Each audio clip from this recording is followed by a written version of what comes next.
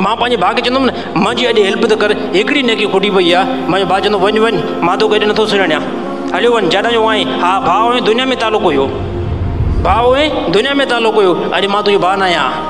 हा यौम यफ़िरुल मरउ मिन अख़ीही व उम्मिही व अबीही, पंहिंजी माउ जी तरफ़ मां वेंदुमि, मां पंहिंजी माउ जी तरफ़ वेंदुमि ऐं चवंदुमि अमा दुनिया जे अंदरि केतिरो मां सां तूं मुहबत कंदी, अॼु हिकिड़ी नेकी खुटी पई आहे, अमा हिकिड़ी नेकी ॾींदी।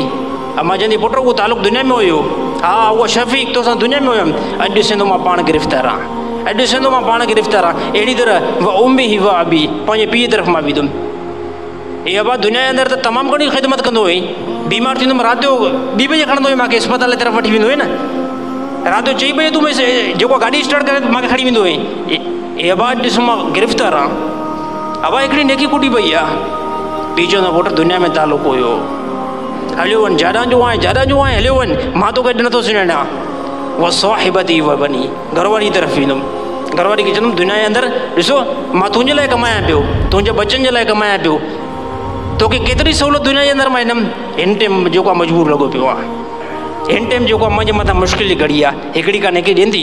घरवारी जो दुनिया में जेको आहे तोसां तालुक़ु हुयो, हा मुड़ुसु हुई, हक़ीक़त में मुड़ुसु हुई, हा हक़ीक़त में जेको आहे तूं मुंहिंजे मथां अहसान कयो आहे, अॼु मां पाण गिरफ़्तार लॻी पई आहियां, अॼु का जेको आहे मां तुंहिंजे मथां अहसान नथी करे सघां, को जेकी आहे मां तोखे नेकी नथी ॾेई सघां, मां पाण अॼु जेकी गिरफ़्तार आहियां। उहा साहिबती व बनी, अहिड़ी तरह घरवारी खां बाद में पुटनि जी तरफ़ वेंदुमि।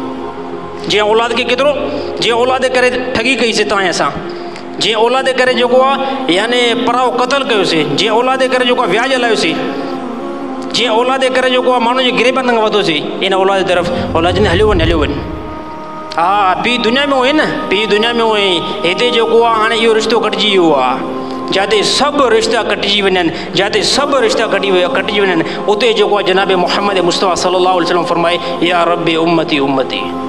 हाँ जिते अबो बि जेको आहे बेवफ़ा थी वियो, अम्मा बि जेकी आहे वफ़ा छॾे ॾिनी, भाइरनि बि वफ़ा छॾे ॾिनी, घरवारी वफ़ा छॾे ॾिनी, अहिड़ी तरह औलाद जेकी आहे वफ़ा छॾे ॾिनी। इन जॻह ते कहिड़ी शख़्सियत कमाई जंहिंखे दुनिया जे अंदरि तव्हां ऐं असां ठुकरायोसीं, हाँ जंहिंखे दुनिया जे अंदरि तव्हां ऐं असां ठुकरायोसीं। दुनिया में नबी जी जेको आहे तरीक़ो नथो वणे, दुनिया में जेको आहे नबी जो लिबास नथो वणे, दुनिया में जेको आहे मथे ते पगड़ी पाण ऐब थो लॻे, दुनिया में जेको ॾाढी रखण में जेको असांखे ऐब थो महसूसु थिए, पर इहा ई शख़्सियत क़यामत ॾींहुं छा थो फरमाए या रब्बे उम्मती उम्मती।